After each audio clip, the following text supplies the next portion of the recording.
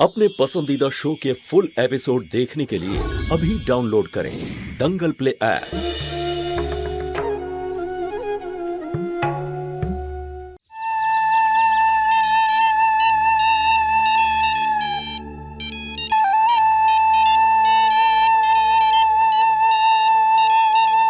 Hello, good morning. তোমায় মনে করানোর জন্য ফোন করলাম।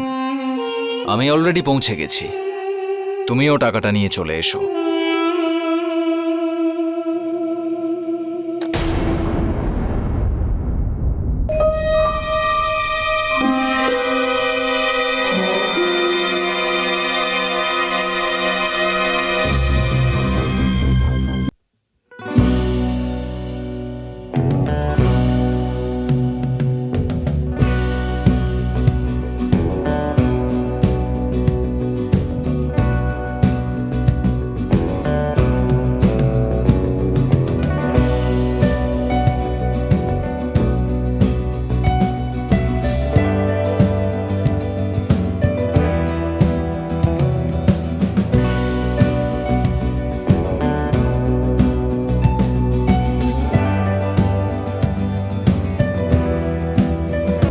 কাল সকাল 8:30টার সময় প্রতাপগড় কেল্লার পেছনে টাকা নিয়ে চলে আসবে। আমার কাছে কিছু ইন্টারেস্টিং ফটোগ্রাফস আছে, আমার আর জ্যোতির, আমার আর তোমার।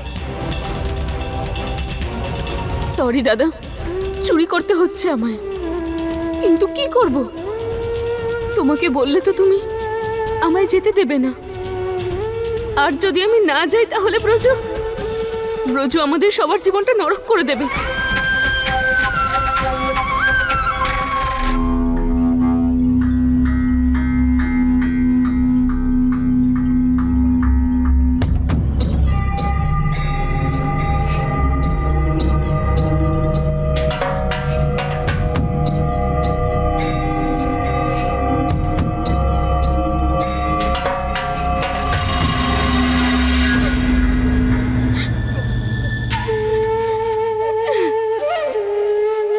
জানতাম তুমি নিশ্চয়ই আসবে,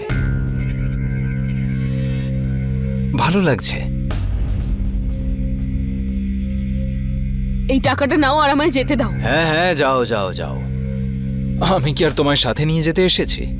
আর এমনিতেও আজকাল আমার ওঠা বসা বড় বড় বড় সব ভদ্রলোকেদের সাথে, মানে তোমার দিদি জ্যোতির শ্বশুরবাড়ির লোকেদের সাথে।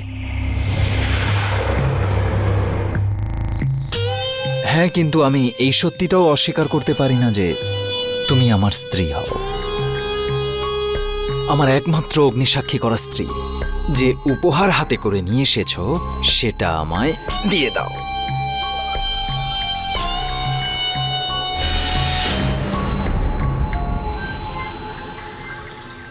তুমি তোমার টাকা পেয়ে গেছো তো, এবার যেতে দাও আমায়।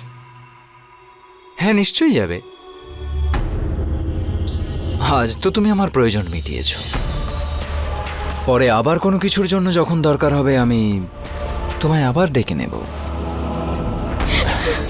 ভগবান সব দেখছেন ব্রজ, উনি তোমায় শাস্তি নিশ্চয়ই দেবেন। তুমি এতদিন আমাদের যত কাঁদিয়েছো তার চেয়েও বেশি তোমায় কাঁদতে হবে ব্রজ।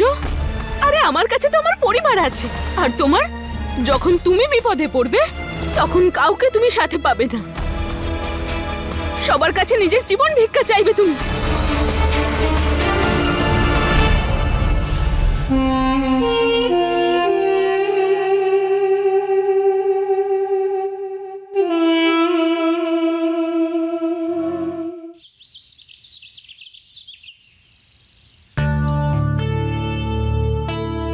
জ্যোতি বৌদি, হ্যাঁ, পঙ্কজ দাদা 2 কাপ চা চেয়েছেন, আপনি কি ওখানে পৌঁছে দেবেন?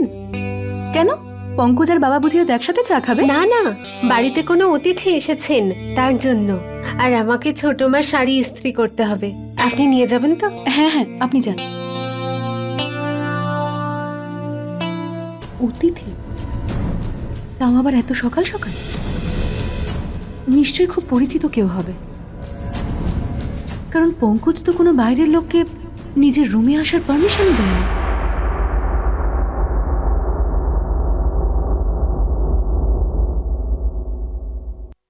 এক্ষুনি চা আসছে, তুমি আরাম করে চা খাও, আমি তাড়াতাড়ি স্নান করে আসছি, তারপর একসঙ্গে কলেজ যাব, ঠিক আছে? পঙ্কজ, তোমার চা। আরে চা নিয়ে এসেছো, তুমি ওকে চা দাও, আমি এক্ষুনি স্নান করে আসছি। আমি এক্ষুনি যাবো আর এক্ষুনি আসবো। আরে তুমি চা খাবে না? আরে না, আমার কলেজ যেতে দেরি হয়ে যাবে, তুমি এখানে বসো, আমি এক্ষুনি স্নান করে আসছি। আচ্ছা, এই যে।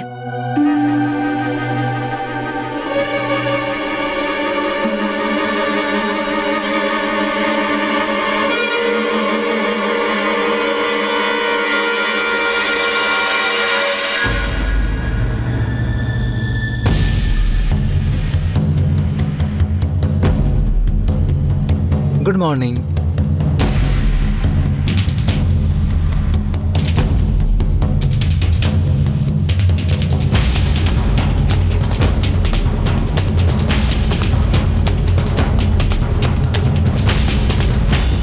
আরে ভাই পঙ্কজ, তুমিই তো বলে দিলে, কিন্তু এমনটা নয় যে তোমার স্ত্রীরও আমাকে ভালো লাগবে।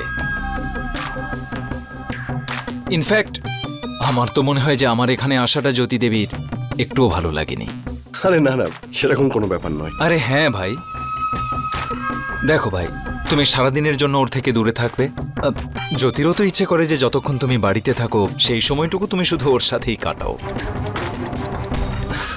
আই থিঙ্ক সব স্ত্রী এটা চায় যে বেশিরভাগ সময়টা তার স্বামীর সঙ্গে কাটাতে, কিন্তু আমি গ্যারান্টি দিয়ে বলতে পারি যে আমার জ্যোতি সেই স্ত্রীদের মধ্যে নয় যে তার স্বামীর বন্ধুরা বাড়িতে এলে সে খুব বিরক্ত হবে।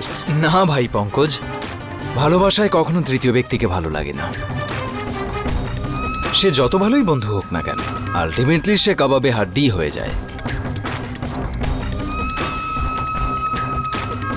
কি জ্যোতি দেবী, আমি কিছু ভুল বললাম না তো?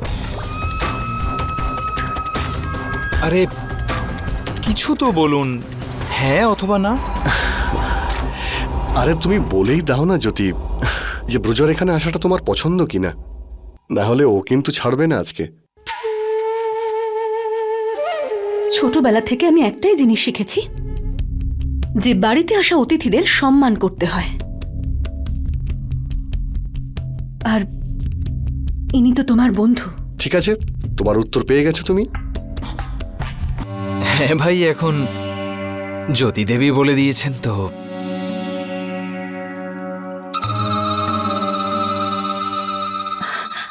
পঙ্কজ, তোমার কিছু লাগবে নাকি? ও হ্যাঁ, যে কথাটা আমি জিজ্ঞেস করতে এসেছিলাম সেটা তো ভুলেই গেলাম। আরে আমি শ্যাম্পুটা খুঁজে পাচ্ছি না, তুমি কোথাও রেখেছো নাকি? হ্যাঁ, ওখানেই বাথরুমে আছে, ওপরের সেলটাতে। আচ্ছা। চলো আমি দিচ্ছি। আরে না না, তুমি ব্রজের সঙ্গে গল্প করো, আমি গিয়ে খুঁজে নিচ্ছি। হ্যাঁ, পঙ্কজ, আমি জানি তোমার লেট হচ্ছে, কিন্তু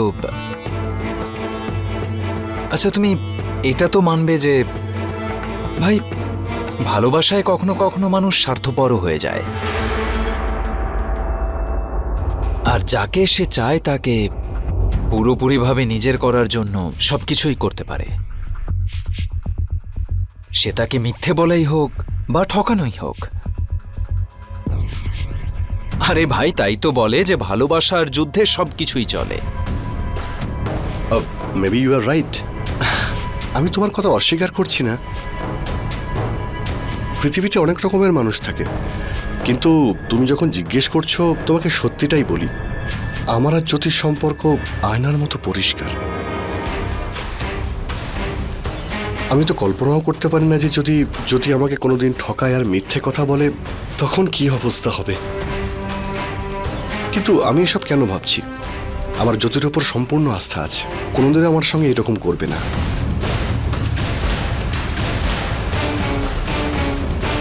ইউনো ব্রজ, আমি খুবই লাকি যে আমি এত ভালো ফ্যামিলি আর জ্যোতির মতো স্ত্রী পেয়েছি,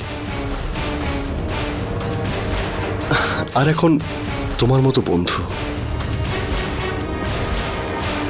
চলো এখন আমি চলি, কথা কথা দেরি হয়ে যাচ্ছে। বেচারা পঙ্কজ। পঙ্কজ শুধু চোখেও অন্ধ নয়, মাথাটাও মোটা। সরি।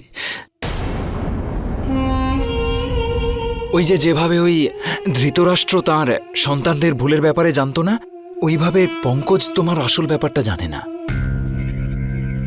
এনিওয়ে, আরে যদি তুমি দাঁড়িয়ে আছো কেন, এসো বসো, গরম গরম চায়ের সাথে মিষ্টি মিষ্টি কথা হোক। আমার সামনে দাঁড়িয়ে আমার স্বামীকে নিয়ে আজে বাজে কথা বলছো, আর তারপর আমার থেকে এটা আশা করছো যে আমি তোমার সঙ্গে বসে এখন গল্প করব? কেন নয়?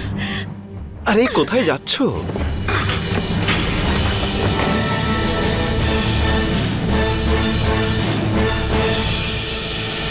তোমার হিসেব নিকেশের লম্বা লিস্টে এই হিসেব নিকেশটাও আমি জুড়ে দিলাম জ্যোতি। এর প্রতিশোধ তো আমিও নেব।